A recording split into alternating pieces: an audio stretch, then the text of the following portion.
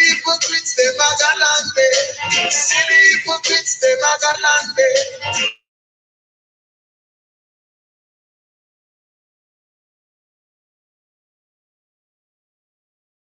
Dub.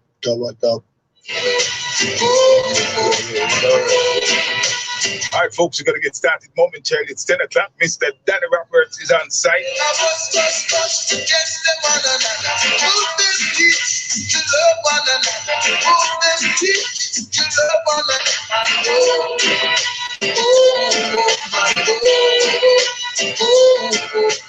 See the hypocrites, they magalande.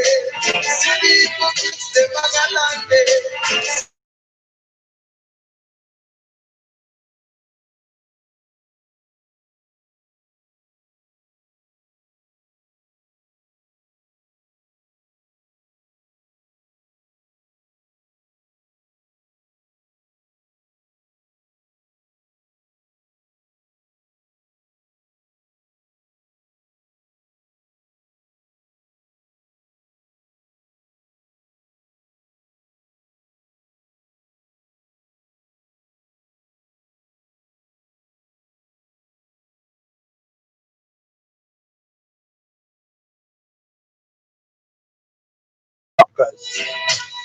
It's the Rockers.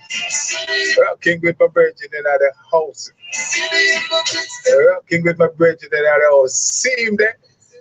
Yeah, man, Mr. Danny Roberts. Mr. Danny Roberts, welcome to Atlanta. Welcome to Rula Brown Network. We are go way back. So we're going to start off so that some of the folks who don't know who you are, they hear me talk about you every day. They must say, what is Danny Roberts? 6'5" sitting beside me. 6'4". You got 1 inch shorter since Anyway, big man, welcome and Morning, everybody. yes, indeed. Oh yeah, Morning, everybody. you hear my chat now, man. Hey, this man sit down in a parliament go every week. But before we get into that, we want for him just to give us a thumbnail sketch in terms of Danny Roberts. I know it, but I want for him to speak to those of you in the many countries and internet who would like to know a little bit about him before we go in a wrap. So, Danny, just tell the people who you are, how you get started, and just those baby steps to where you are today. And we take it from there. Well, thank you very much, and thanks for the invite. Greetings to the massive right across the diaspora. Well, started many years ago. I grew up in the inner city, East Kingston, Barrett Avenue, Mountain View, lower part of Mountain View, upper part of Mountain View. Spent all my life there. Grew up with siblings, two brothers, two sisters. My mother had 3 children previously, who were very close to know. Went to Kingston Technical High School. Briefly played Manning Cup. Was the goalkeeper. Please don't ask me. Yeah, right. No, please, don't go there. All right. Leave it alone. Yes. If I tell you what, you even check the record, and I'm going to be embarrassed. But they did that. Left high school, Kingston Technical. Got a scholarship, the African, Caribbean, and Pacific European Economic Commission scholarship to do a BA degree in communication with social science at the University of the West Indies. Did my internship in Grenada under Maurice Bishop. Didn't know that. Yes. Worked with Free West India. Have been a columnist. I've written articles for the Jamaica Herald when there's a newspaper, I think in the 1990s, Jamaica Herald. Was a regular columnist there. I have been a I've done radio commentary and television commentary on GBC, and both the television and the radio side. And I was the editor of the first newspaper for the Guild of Undergraduates, the Beat. I was the editor-in-chief. Yeah, then...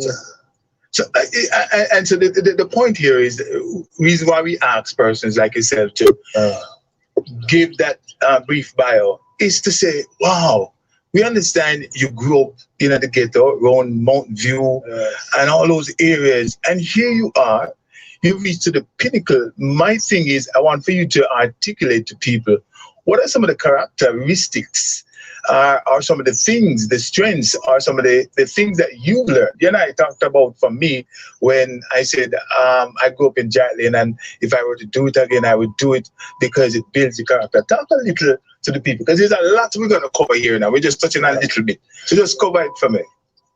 Well, there are a couple of very important things. First of all, you need to know yourself. There's a sense of self that you need to acquire. That is a challenge for many of us who are the victims of a post-colonial era, a post-traumatic slave syndrome. Mm-hmm. We tend not to have a deeper and better sense of ourselves. So that's the first thing to have. And that sense of self leads to humility. Right. Because of humility. But you also... Let me just say that this interview was done on the Rula Brown Network show. You guys go check him out. You can find him on Facebook. Rula Brown. Rula, that's RULA RUELBROWN. Rula Brown Network. You can find him on Facebook. You can find him on YouTube. I believe Instagram as well. Check him out. Yeah. To have a sense of purpose, right? Purpose driven. You have to know what it is that you want and accomplish. Your life is like a business. People have to plan a 5-year, 10-year cycle. People need to plan, and one of the things I try to do is that every 5 years I must see an improvement in my life, spiritually, economically, socially, professionally, etc. Mm-hmm. So there's a sense in which you have to come to see life as representing a purpose for which you have a role to play, and all of us have a role to play in life. Mm-hmm. And we just need to value that, but it has to really to begin with that sense of self.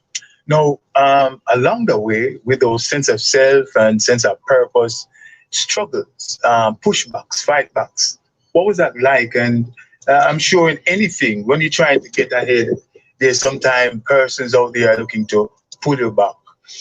Well, I suppose part of that sense of self is a kind of an attitude and a purpose-driven life that you set about to achieve. So, for example, I think that most of the setbacks for me, I've actually flipped it. I've actually turned it on its head. Yes. And tried to see the value out of every seemingly dark cloud. I find the silver lining and pursue it. So much of the things that I probably have accomplished really have been out of that contradiction, that dialectics that flow between what it may appear to be a negative, but what is the upside to that. Right. And I think that really has been a kind of a mantra for me and a focus. No. Many other persons have heard me talk about 63 Mountain View. I'm at 58 Mountain View across the Giant Lane. First of all, how come you never see up a Giant Lane? Can't be that probably beat you up. Just kidding. No, we actually played, you remember 63 now, that open lot? Yes. This is really the main entrance, you know, letterbox, etc. Right. So we played a lot of football there. So we had our side, so 63 side, so we gathered. My brother Freddie. Yeah. Right? Big up Freddie. Yeah. Would occasionally play with Sugar and others, Cross 58, that old lot, etc. Yeah. But I was a more reserved, quiet type. You know, I'm an introvert. Oh. Where do you want to go? I'm an introvert, and yeah, and I'm very shy. Yeah. So I kind of kept to myself and focus on some other things. Mm-hmm. Yeah. No, I left Jamaica in '75. Mm-hmm. Were you over 63 at that point? Yes, 63. Yes. So I am sure I've seen you probably out of Miss went in the shop there. Miss the one out at the front. Miss T. Miss T. Yeah. And over the other across the street. Yes, we don't probably pass each other. Yeah, but not really to talk to. No. Yeah. So when I first got links to you was when I started Palace in 2010. And I don't know if it was my brother who arranged it. Tell the people about that. No, actually, I co-hosted a morning radio program at the University of the West Indies radio station. And one morning we had this interview with Rula Brown. Now I know Devon and I, which is Rula's brother, very close. I spent a lot of time together during those early years. So in the discussion, in the interview with Rula Brown, talking about this Palace achievements, etc., he mentioned, as he always does, Jarrett Lane. Mm-hmm. And then the connection came. I said, because Devon has been the one who have been saying to me, boy, I have a brother is an engineer named Rula, and I'm my great and da da da. Right. So in that discussion now, I recognize that the connection is this actually, Devon's brother.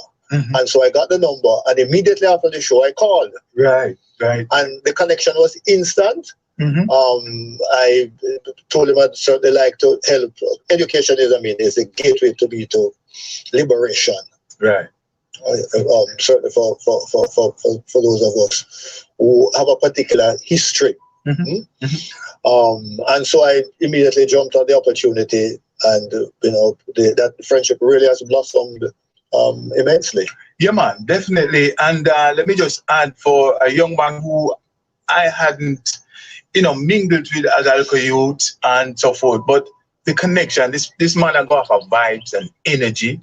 And I remember when Debbie, my wife, in the final 3-6 months when she was going through some troubling times, this young man here used to call me at least 3 times a week, passing on energies and vibes, and it give you strength. Sometimes I remember I mentioned to Debbie that Danny called. She's never met Danny, but she also felt the energy and really helped me out. But the key thing with Danny now is a man who's very caring. I remember when we started the Palace thing. Again, remember, I didn't know the man, he probably wasn't aware of my character to that extent.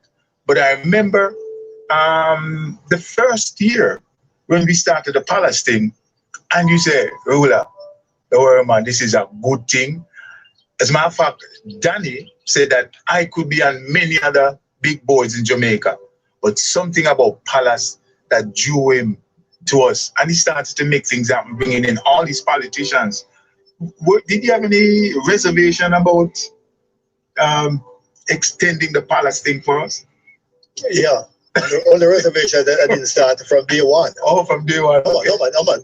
I mean, this is just perfect. I tell you, education is a big thing for me, and the circumstances and the conditions under which this arose was even more touching and sentimental in many respects. But happy to have contributed, and really appreciated the fact that you invited me to be part of this.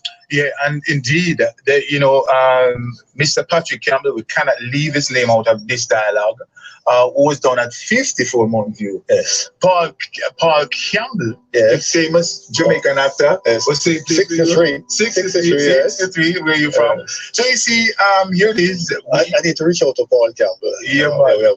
Yeah, man. But here it is that something could get to you. Let me just use them terms, raw terms. Here we are today. This man has risen to one of the highest point in Jamaica. The trade union systems in Jamaica. Somebody told me you started that when you were about 17 or something like that. No. When I left university, I joined the National Workers Union, which is arguably the largest trade union in Jamaica, which is affiliated to the People's National Party. I served, my apprenticeship really has been in the PNP Youth Organization. I was acting national chairman for about a year.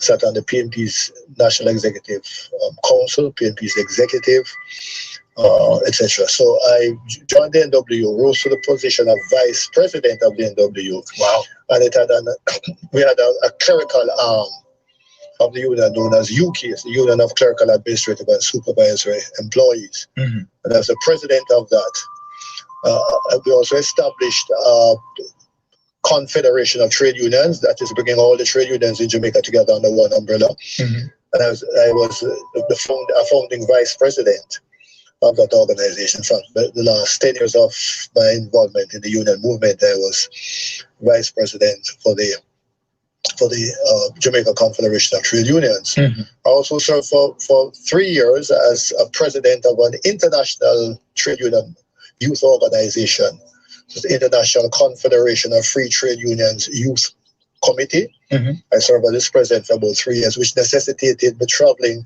at least 3 times a year to Europe for meetings. Germany, Spain, France, Yes. No, sitting in, I remember one of the things you told me, because you're going to touch on that also, the IMF was instrumental in the monetary situation and so forth and the progress of Jamaica. And I remember one of the time you told me that you were in a meeting and certain things may be sensitive. So if you can't mention certain things, we will understand, seeing that your position. But I remember you were saying sometimes you have to be in meetings with these guys and trying to make them understand Jamaica's economic situation and pushing back. Can you relate any 1 or 2 anecdotal scenarios? Yeah. Well, there are 2 things. Well, when I left the NWO, the trade union movement, I went to university of the West Indies to head an institute that was responsible for trade union development. It's a regional institution known then as the Hugh Lawson Shearer Trade Union Education Institute. But since then, I've transformed it. It is now the Hugh Shearer Labor Studies Institute, because what we have done now is that we have incorporated not only curricula that deals with trade union development, but the wider labor force, labor market issues, labor studies issues. So we offer training to both employers and employees, managers, senior managers. We have several courses that we have run over those years. During the GLP's reign in 2007, we had some challenges with the International Monetary Fund, and then Prime Minister Bruce Golding invited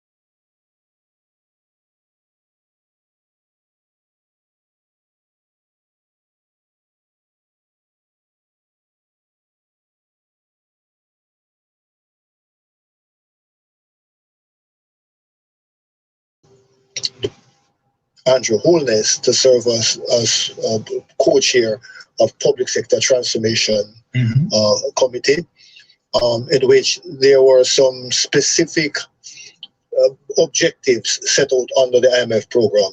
In fact, we had something like 14 or 15 specific objectives, which were deal breakers. Right. And so under my chairmanship, we were able to successfully achieve all of those. Right? And so Jamaica was able to successfully complete its program. And insofar as the public sector transformation aspect was concerned, we were able to do that. Wow. lot of times you hear people in the diaspora and elsewhere talk that the IMF was not good for Jamaica and one more for issues and so forth. What have you heard? And do you agree with that sentiment that the IMF mess up Jamaica and all them things there? Well, in an earlier dispensation, certainly in the 1970s, in the era of Michael Manley, there were obviously ideological divide in terms of economic approach to development between Jamaica and the International Monetary Fund. At that time, we had two competing economic models, if you like, and the objective of the exercise really, from the perspective of the Michael Manley government, was really to broaden ownership of the economic base so that as much Jamaicans as possible can have a stake in development, to create a sense of egalitarianism and social justice through programs that are able to meet the needs of the dispossessed and the underserved. The IMF economic philosophy was on an entirely different trajectory, capitalist based. Therefore, the importance of having the owners of capital lead the development process, and therefore the notion of the trickle-down economic model was primary. So there's less of a role for the state, while the Michael Manley government saw an important role for the state in terms of even engaging in a controlling commanding heights of the economy. And that those are those sectors of an economy that has a distributive impact upon the population. And so that sense of equity can only be achieved when the government controls. I think the IMF has recognized, because it certainly has messed up many countries in Africa and elsewhere during that time. But I think that in recent times, or the last 10 to 15 years, they have reformed considerably. They still operate, of course, outside of the Washington consensus model. Still believe that economic determinism must be driven by considerations of big business, etc. But there is a space and an accommodation and a recognition about the need to have some form of welfareism, if you like, as part of the model of economic development that a country ought to pursue. And so in the last 2 to 3 administrations, so insofar as the IMF programs are concerned, that we had Jamaica had a great deal of say in the formulation of that. As I said, partly because of a recognition by the IMF about the social development aspect, which is crucial to third world countries like ours, and so we're able to strike a balance between the two. I think it has also been quite helpful in the sense that we now have a monolithic economic model, right? So there's no competing economic approach, just a question of what is the best means by which the distributive effect of the gains that arises from economic activities are dealt with, and that's really where the difference reside. So would you say, going back to the 50s and 60s, one of the information you told me sometime last year, when you think about Jamaica, say 25, 30 years ago, the GDP, the gross domestic product, was running for quite a while to be 0.25%. Today, Jamaica's GDP is running in the range of 1.5% to 2%. Did I get that right? And the question would be, what do you think? What are some of the reasons for that? Because people talk about the Chinese being in Jamaica and the infrastructure of Jamaica as we know it, and the development of the infrastructure. Sometimes people feel it doesn't do well for Jamaica. Can you touch a little about those? Yeah, well, we have historically had a problem with economic growth. I mean, the high point really was the 1960s, when we averaged probably over 6% economic growth. In the 50s, it really began in the 50s under Norman Manley. But that was almost inevitable in a newly emerging independent state, and the opportunities that certainly would lie therein for a kind of development in areas like tourism and bauxite and all of those things. So the challenge we had during the 60s was comes back to the question of the distributive effect of the gains, because despite the fact that we were growing at 6 or 7 and average percent, that socially the disparity in wealth was becoming even more chronic and obvious, and unemployment was in double digit.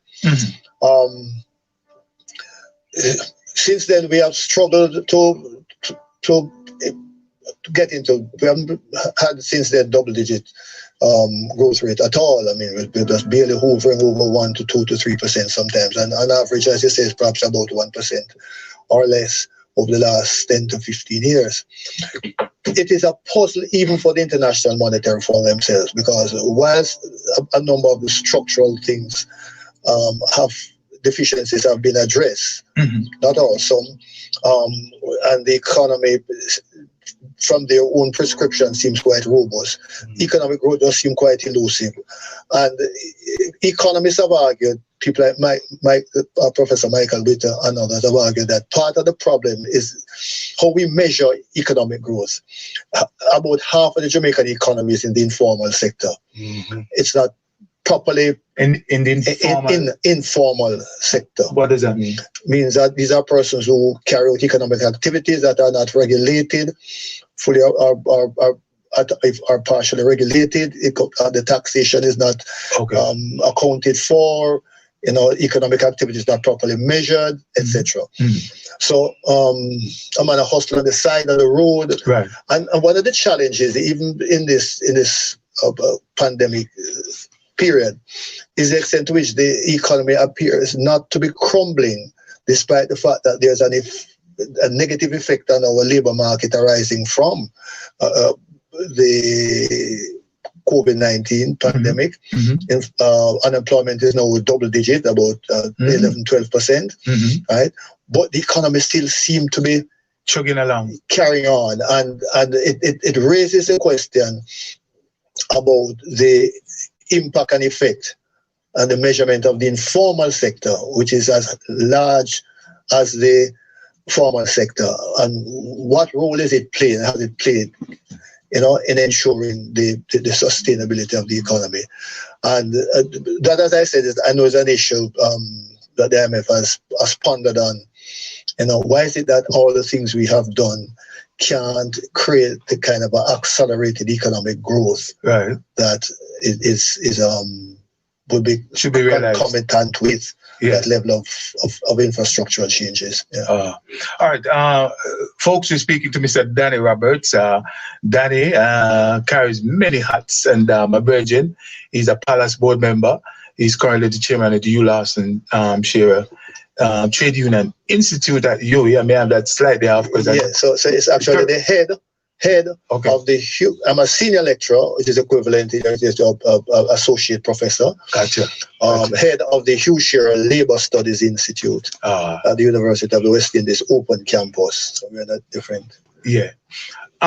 Also, many calls have been coming in. We're going to open the phone line in 2 minutes. So if you want to drop a call here and then we pick it up, have a dialogue, have an exchange with Danny if you want to yield him up, because like I said, Danny, our bona fide, we've been having a good time. Yesterday we went and hung out down to the mall and some of these areas around here. Well, you've been to Atlanta before, have you? Yeah, I was here when I served as I was chairman of the Michael Manley Foundation for about 4 or 5 years. And I came up here 2006, I think it was, with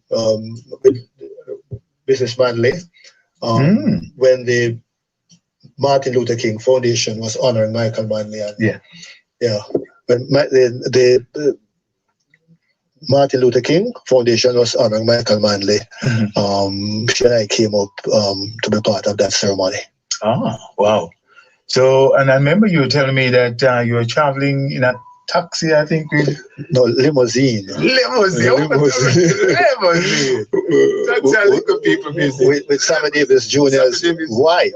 Yes, and some other Atlanta dignitaries. I think Andrew Young was in the limousine as well. Oh, okay. Yes, a couple of us were there. All right, folks, if you'd like to make the call, our 770-715-0224. There are about 5-6 calls that came in, but we didn't want to break the flow. We're going to end this at around 11 o'clock. As you know, Bangarang is coming up next. And that number he just gave out is the actual call-in number for every time he does a show. And he does a show every day. I believe he starts the show about 9 or 10 o'clock in the morning. Check him out, Rula Brown, on Facebook and YouTube. Again, any questions? Some people are sent some questions, but I don't write down questions. When I'm doing an interview, I don't write down questions. But someone had sent me some questions yesterday. Go Thailand. All right, the call coming in. I'm going to pick up this call. Give a little bit of something to a little bit of everybody. I know I can't please everybody. Good morning. How you doing? You know. Yes, Rula B. I recognize this voice, big man. This. Go ahead, talk to the big man, buddy. Yes. Well, first of all, we really want to hear them up still, you know, as a man, we really come from 63 still, you know. Yeah. And I directly knew large up than name, big up every time, brethren. Yeah, man. Yeah, how you hear? Yeah, man. No, this is Mikey Campbell. Mikey, hello? KC, man. Yes. Come from Giant Lane, but the big down the yard and they run things on there. What's your This phone? Your phone drop? All right. Mike, you like it? Yes, Danny. Respect and big up every time, I tell you, man. Yeah, man. And first of all, Rula, we just heal up all the listeners and watchers internationally. Big up on yourself every time. Maureen and Michelle and Olga and... No, Mike, I'm not hearing you clearly. I'm not sure. Oh, okay. Is that better? Just a second. Rula will provide the technical support for that. All right, Mikey. Go ahead. Yeah, Mikey. Yes, big up, Danny. Respect every time, man. I tell you, you know. Yeah, man. Proud of the eye, man. Yeah, man. Good to see you there to step up in, you know. Yeah, man. Yeah. And first, like I said, we big up all the listeners worldwide, cause you know you have to give them shout out. And then keep the RBN thing going, you know. Yeah. Maureen and Michelle and SWA and Olga and all the crew, London crew and all the other crew, you know. Yeah. Dumpling soup and everything. Big up on yourself every time. Yeah. But now tell you, man. Hey, Danny. Mm-hmm. Yeah. I heard an excerpt of a presentation that I think you made earlier this week. I think it was Tuesday. That related to labor laws. And I think one of the points that you're trying to make is that some of the current laws as they exist really need to be changed in some serious ways going forward. If, as you were talking about informal economy, if we really are to progress the way that we should, can you elaborate on the point you're making? Yeah, I was making a presentation on the impact of COVID-19 and what it is that we need to do in a post-COVID-19 recovery scenario. And my focus was really on labor laws. And the point I was making is that what COVID has done is to expose the vulnerability of developed countries like Jamaica, our deficiencies in terms of both structural deficiencies and the whole issue of the supporting legislations that would be important in terms of driving a recovery along a particular line. And there are some quite obvious indicators coming out of the analysis of the impact of COVID. Of course, it affected the labor market more than any other area of the economy. And what was quite evident were the following. One, the importance of having the kind of legislation and social programs that provide support for the most vulnerable. cell phone. That provides support for the most vulnerable in our society. So you're talking about a minimum wage programs, you're talking about social protection, you're talking about unemployment insurance, etc. Because what the analysis, and this was right across the spectrum, all international agencies concluded that one of the challenges in terms of how countries responded to the COVID, and what would certainly help in the recovery, is the extent to which they either have the extent of their informality, how deep, large is their informal sector.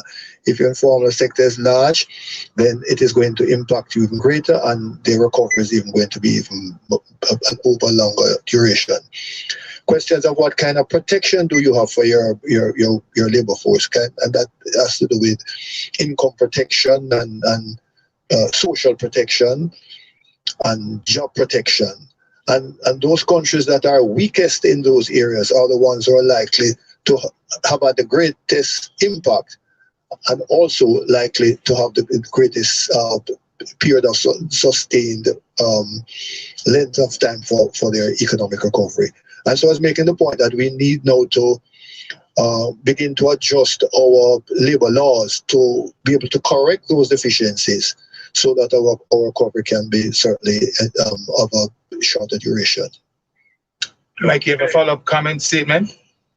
Yeah. What I want to say is, as I was listening to the excerpt, the first question that comes to mind is, if all these things need to be done in terms of changing the law, how does it happen? Because it seems that our political system and our politicians are very slow, very, very slow at really changing some of our current laws and constitution, for that matter, to actually bring our society up to date, to bring us into the 21st century. So now that people like yourself have advocated that, changes in terms of labor law and so on, how does it get going? I mean, is it just enough to call for it and expect that the politicians are going to do it? What are your thoughts? Well, two things. And I also made a point during the presentation that one of the things that Jamaica and indeed the Caribbean suffer from is an implementation deficit. We have an occupational safety and health bill that has been on the table now for upwards of 20 years. And for the life of me, I can't understand why it has not yet been passed. And the hope is that there's a labor advisory committee that consists of the social partners, trade unions, employers, government. I believe that they are vested with and seized of the importance of ensuring that there's an accelerated approach to having these legislative changes taking place. We have to rely heavily upon our parliamentarians, some of whom may be more seized of the importance of and sensitive to labor issues, and a recognition, therefore, of how important it is to have these passed. But I've said elsewhere that perhaps the university needs to adopt a course on implementation, because I really think that that's really a challenge that we face in Jamaica and indeed the Caribbean. Well, Virgin, all the best going forward, and just keep the battle going, man. Thank you very much, Mikey. Strong and good up every time here, sir. All right, all the best to you too. Good. All right. Yeah, man.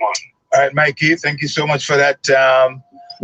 Mikey is a youth from Jarley, Yes. KC youth, but he's in Baltimore. Yeah. But he knows to the T what's going on in Jamaica. If there any political breaking news down there, usually come on and give the people an update. And the folks love it. And it's good to know that a youth there, we usually go past it together, and back in the days, man, barefoot pants, man. Yeah, man, I have a virgin still, I think, man. The other day, I just want for you to just touch it slightly. The other day, there was an article was written, I think it was 3 weeks ago, about sexual harassment in Jamaica. That a lot of it now is being pushed back. Well, not pushed, but men are the subject of sexual harassment increasingly. We know overall women. And I know you are one of the premier persons in Jamaica for, tackling this matter. Just summarize what you were getting at today. Well,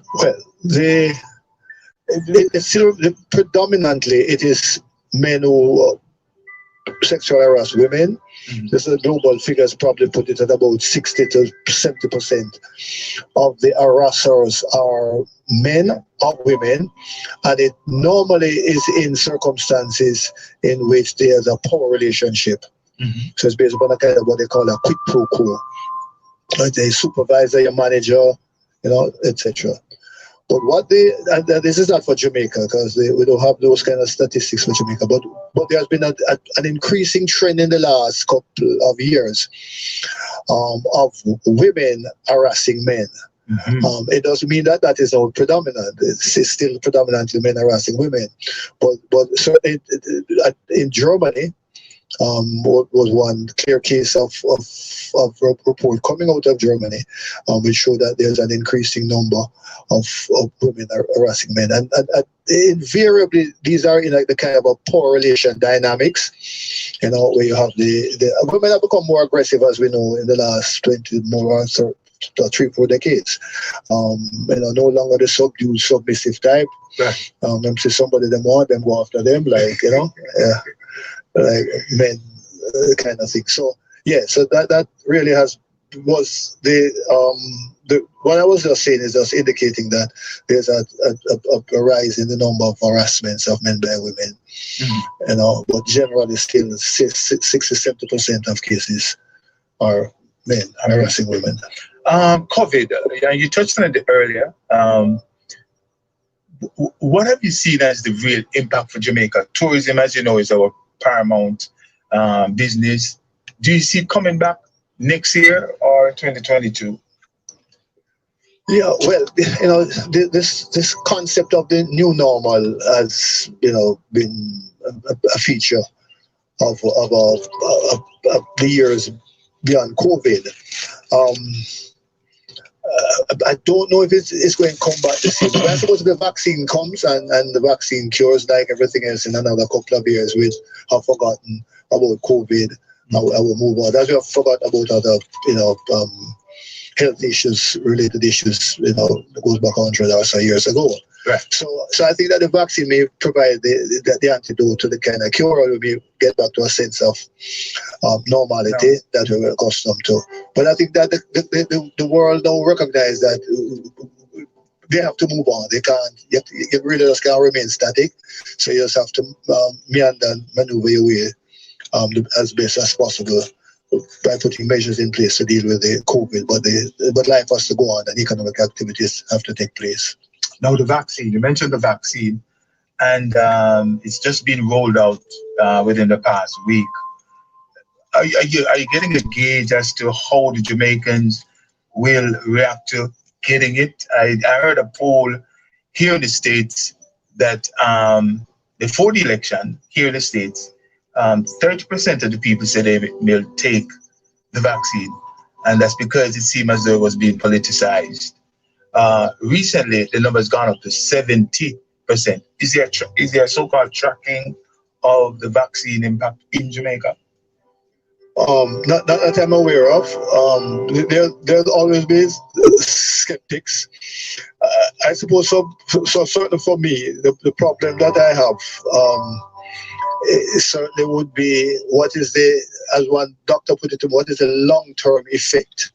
Not in the side effect, but what are the long-term effects of COVID? What will, and nobody knows, in another 3, 4, 5 years, right, are there any consequences that will arise from the vaccine? These are unanswered questions. Right. But I think that clinically, one would recognize that the vaccine appears 95% success rate, suggests that it is something that we'll have to just try out. Yeah. Now, one of the things is though, the vaccine has brought to one's attention stuff that happened with the Tuskegee and trial there, and that is one of the problems that really people are real. Is the government, does the government plan to do a campaign to educate people more? You quoted some figures. here in the United States, and I think that the figures among the African Americans are 48%. Exactly. 48%, yes. Yeah. Quite skeptical about it. And again, there are, of course, historical antecedents for that. We have the eternal skeptics, yes. You know, yeah. who just will say a dopey story in every situation. Yes, you know, that's really into conspiracy theory. Surely an education program has to be done to get people to have a buy-in. And I suppose over time, you know, people will warm to it, and I think that it will be done. But you know, we still have to get past some of those conspiracy theory about what purposes. What was not certainly helpful was a statement earlier from, I think, came out of France, where they suggested some vaccine be tried first in Africa. Right? Those statements resonate with us. And so it's not very helpful in that regard. Yeah. All right, folks, we're speaking to Mr. Danny Roberts. We have a few more minutes. If you'd like to, one question somebody had said in advance. Goat Island was big in the news for a while. Can you give us any update as far as what was the original point about Goat Island and why was it so controversial? And where is it today? Well, at one time there was an argument about the Chinese getting Goat Island as part of an arrangement with the government. That's not the case. I mean, I did some checks. Goat Island is now a wildlife preserved conservatory. The National Environmental Planning Agency only 2 years ago designated as part of the one called the Portland Blight Protective Area. Okay. And so it's a sanctuary, it's a wildlife sanctuary, so designated, and so there will be no development taking place at Goat Island. No, we understand it's only about 1.2 miles long. What's the width? Yes, it's about 2 kilometers by a little under 0.9 kilometers wide, 2 kilometers long, and it's about 1.2 miles. Translation. All right, folks, Mr. Danny Roberts will be here. Let me ask you for another 13 minutes. You mentioned the Chinese. We have heard that the Chinese, the Chinese, they've been in Jamaica for America, boy. There was like a Chinese shop right up the road of Jolly, and I'm searching. What is it with the current scenario? Just enlighten a lot of people, because a lot of people have concerns about this, the situation about the Chinese. They come down here, they're building up, but we understand that there's some payback and so forth. Can you say whether or not, with the Chinese being there, building up the infrastructure, one of the key concerns people have is that, hey, they think that Jamaicans should be getting the bulk of the work. And you're in the economic system in Jamaica and you know what's going on.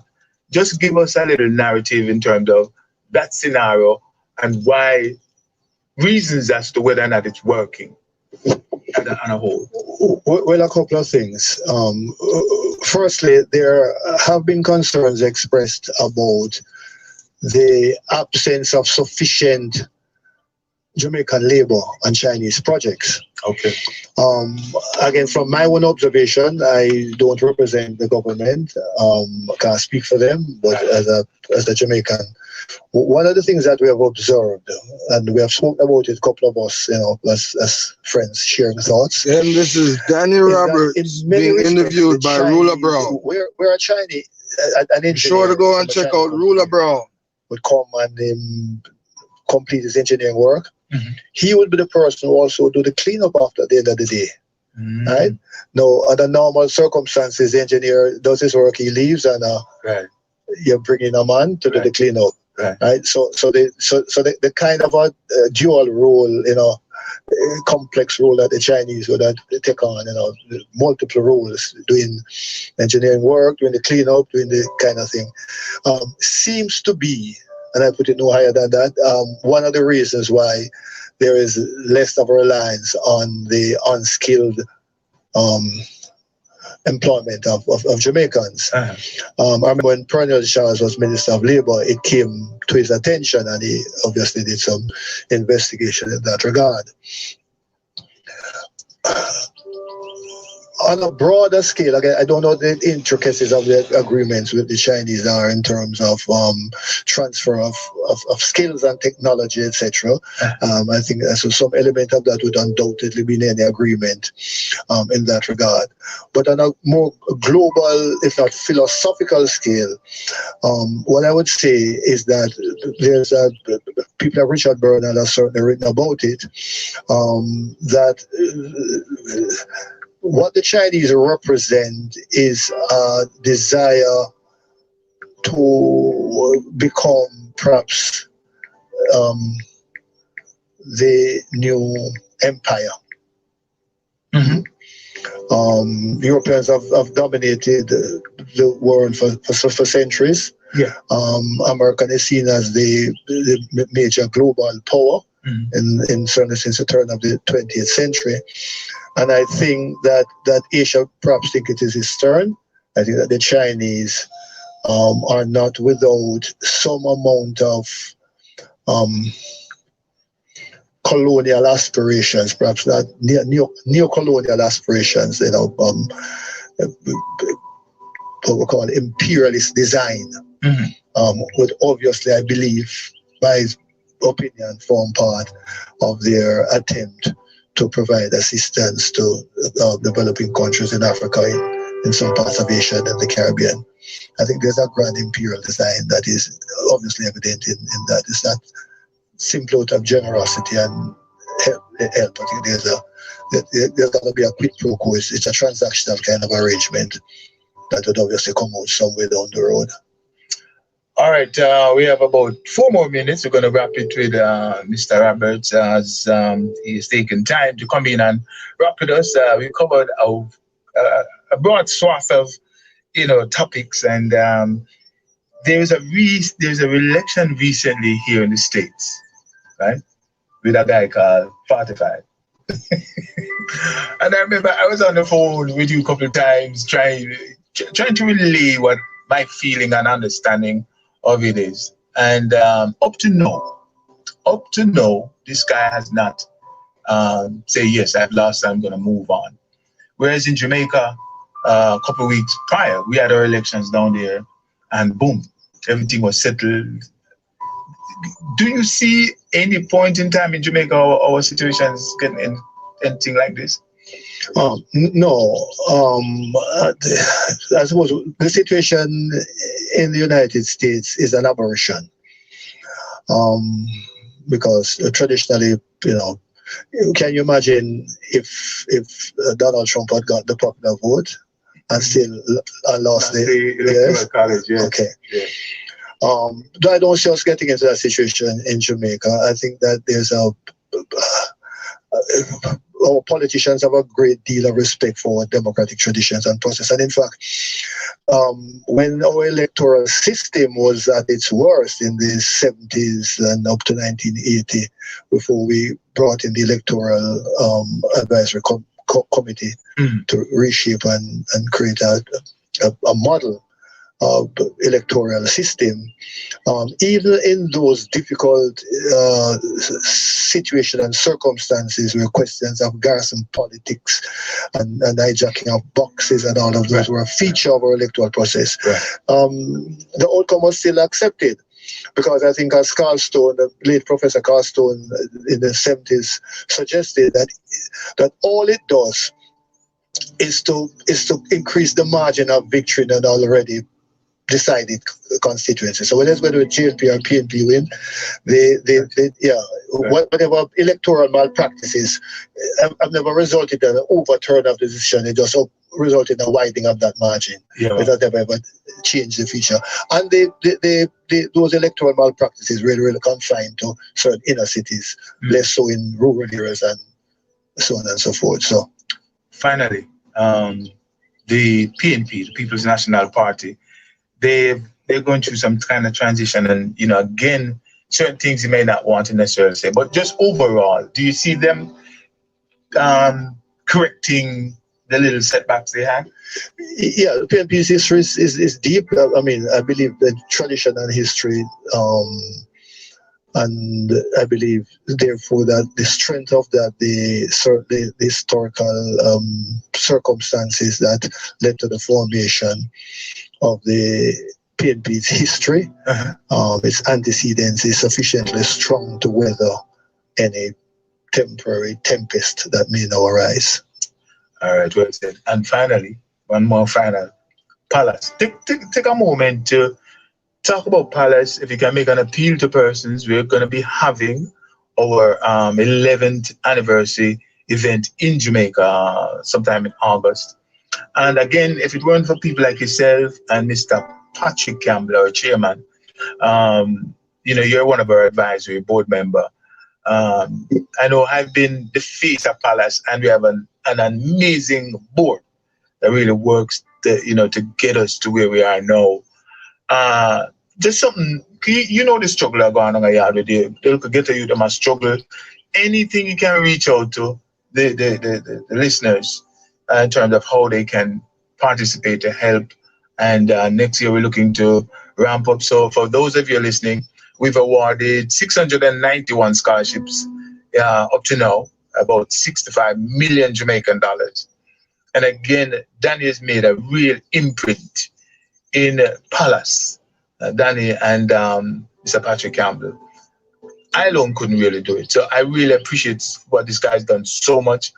I can take up the phone and call this man and say, Danny, can you make a thing happen for us? And him say, Rula, no worries. If I remember one year, National Baking, I just call him and say, boy, Danny, we look some extra money, and him just make 2 calls and we get $400,000. So for the listener, just really the final minute closing thoughts about Palace and make an appeal to help. Well, first of all, we have to big up Rula Brown. Believe me. Big up Rula Brown. I can't think of any other situation in which big up Rula, a person coming out with that experience, coming to just get up and decide that he's going to just throw his entire life into a commitment to help with passion.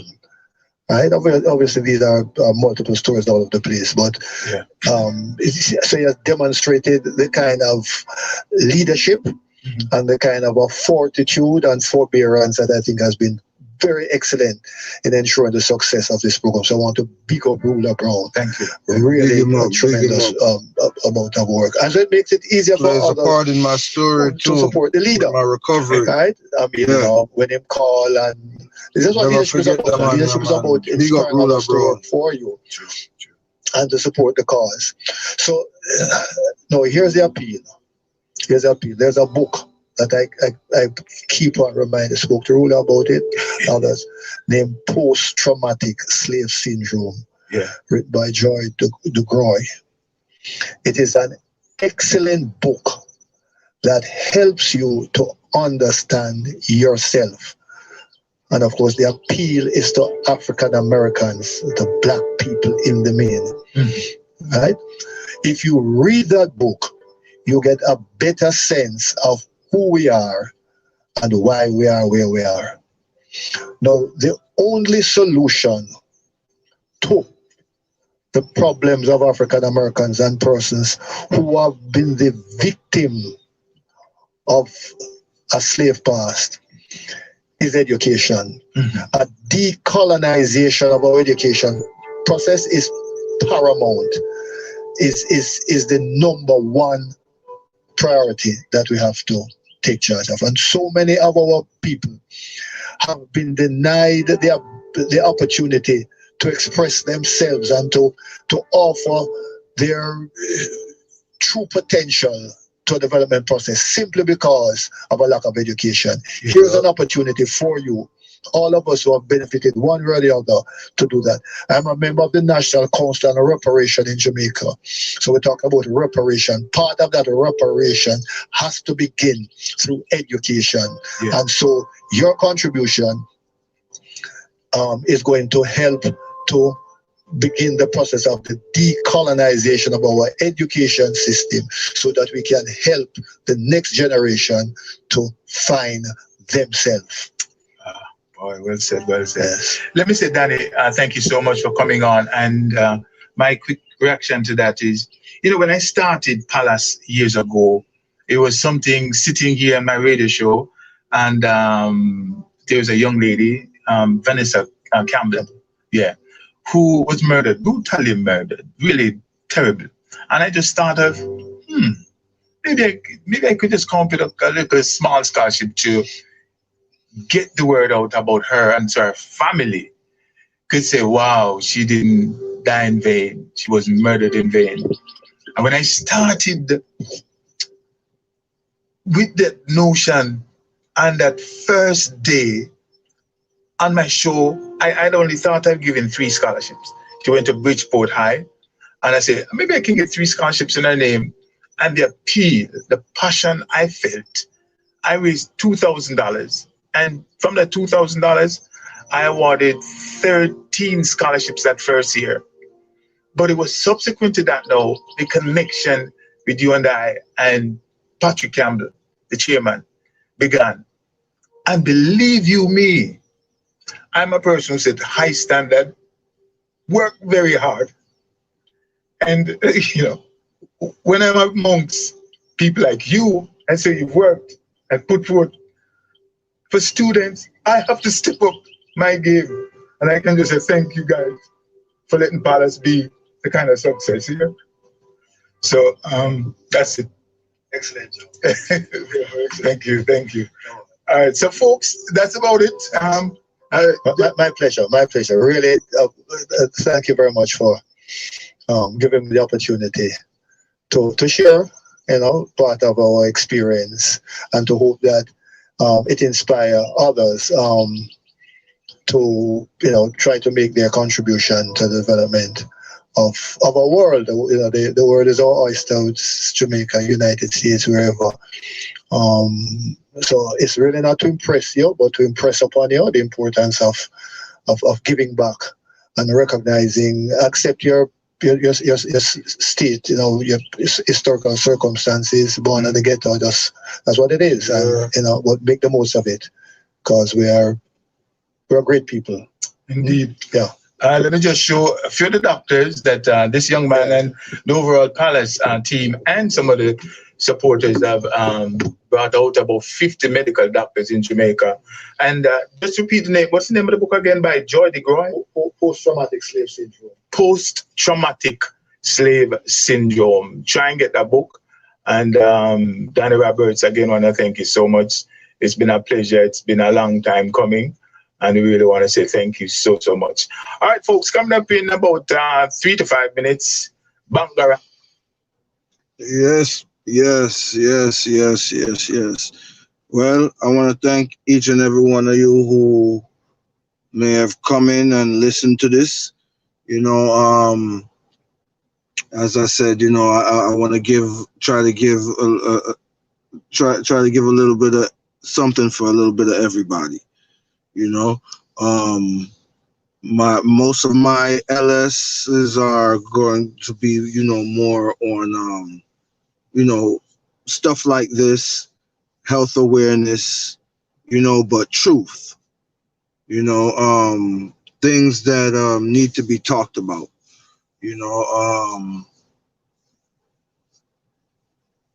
so yeah, we'll see how it goes. And again, I want to thank you all for coming in. I want to thank you all for being here, whoever did come in, and whoever, is listening behind the curtains, whoever may have replayed this to listen it back. And I want to say a big ups to Rula Brown as well. Again, you can see Rula Brown at Rula Brown on Facebook. You can, I believe you can get him on YouTube. I'm going to try to get him on here with me and see if we can do, you know, some type of collab. Sometime I'm on him, sometime he's on mine, and you know, he's a good friend of mine that I've known for many, many, many years. Well, I'm kind of exaggerating. It seems like a little many, many, many years, but I've known him for about 6 or 7 years. You know, maybe 7 years. Time does fly. That's why I said it seems like many years. But he's a very, very sincere friend of mine, and I want you guys to go and check him out. You know, you won't be disappointed. I promise you. Yeah. So, Servant David, as usual, I said, love, manners, and elevation. Wanna walk good, yeah? Later.